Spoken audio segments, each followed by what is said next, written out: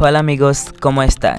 ഇന്നാണ് നമ്മുടെ CUT exam. ശരിക്കും പറഞ്ഞാൽ ഇന്നലെ ഇന്നാണ് വീഡിയോ എഡിറ്റ് ചെയ്യുന്നത്. അങ്ങനെ രാവിലെ 5:30 നമ്മൾ എണീച്ചു. കാലത്തെ തന്നെ നേരം വിളിക്കണല്ലോ ഈശ്വര. കുളിക്കാൻ പോട്ടെ. എക്സാം തൃശ്ശൂരിലായിരുന്നു നടന്നതിൻ്റെത്. രാവിലെയാണ് നമ്മളെ എക്സാം. അതുകൊണ്ട് നമ്മൾ തലേന്ന് തന്നെ തൃശ്ശൂരിൽ വന്നുകൊണ്ട് ഒരു ലോഡ്ജ് എടുത്താണ് സ്റ്റേ അടിച്ചതിനും. അങ്ങനെ കുളിച്ച് മാറ്റി എക്സാമിന് പോകാൻ റെഡിയായി.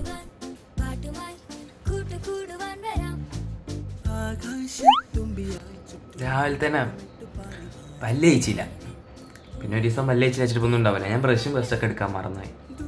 അപ്പോൾ ബബിൾ കേറ്റ് അഡ്ജസ്റ്റ് ചെയ്യാം. അങ്ങനെ റൂമൊക്കെ പൂട്ടിക്കാണ്ട് നമ്മൾ എക്സാമിന് പോകാൻ റെഡിയായി. 9 മണിക്കാണ് നമ്മളെ എക്സാം തുടങ്ങുന്നത്.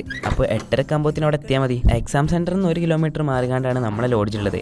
അതുകൊണ്ട് സുഖമായി നടന്നു പോകാൻ മാത്രമേ ഉള്ളൂ. അങ്ങനെ പോണ വഴിക്ക് ഒരു ചായയും പരിപ്പടി നിന്നുകൊണ്ട് നമ്മൾ എക്സാം എഴുതാനാണ് കയറി. അങ്ങനെ എക്സാം ഒക്കെ എഴുതി കഴിഞ്ഞ് നമ്മൾ പുറത്തേക്ക് വന്ന്. എക്സാം എങ്ങനെ ഉണ്ടോ ചോദിച്ചാൽ കുഴപ്പമില്ല. അങ്ങനെ പിന്നെ ഏതായാലും തൃശ്ശൂർ വരെ വന്നല്ലേ, അവിടെ അടുത്തുള്ള സ്ഥലങ്ങളൊക്കെ കാണാമെന്ന് വിചാരിച്ചു. അങ്ങനെ അവിടുന്ന് ഒരു 2 കിലോമീറ്റർ നടന്നുകൊണ്ട് നമ്മൾ നേരെ ശക്തൻ തമ്പുരാൻ പാലസൊക്കെ പോയി. അവിടെ ആണെങ്കിൽ വീഡിയോ എടുക്കാൻ പറ്റില്ല, പക്ഷേ ഫോട്ടോ എടുക്കാൻ പറ്റും. അങ്ങനെ ശക്തൻ തമ്പുരാൻ്റെ പാലസൊക്കെ കണ്ടു കഴിഞ്ഞിട്ട് നമ്മളൊരു 1.5 കിലോമീറ്റർ നടന്നുകൊണ്ട് നേരെ സൂക്ക് പോയി.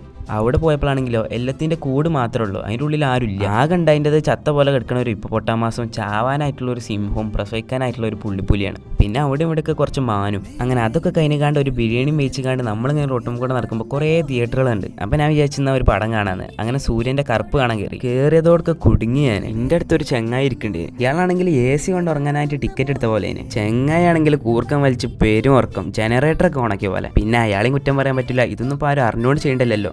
എന്തായാലും പടം നൈസേന്. അങ്ങനെ നമ്മൾ അവിടുന്ന് ഒരു 1.5 കിലോമീറ്റർ നടന്നുകാണ്ട് KSRTC ബസ് സ്റ്റാൻഡിൽ പോയി ബസ് കയറി. രാത്രി ഒരു 8:30 ആയപ്പോൾ നമ്മൾ നമ്മുടെ നാട്ടിലേക്ക് എത്തി. അവിടുന്ന് പിന്നെ ഒരു പാനിപ്പൂരി നിന്ന് ഒരു ഔലിമിൽക്കും കുടിച്ചുകൊണ്ട് നമ്മൾ നേരെ പെരീക്കാണ് തെറിച്ച്. അപ്പോൾ ശരിയെന്നാ.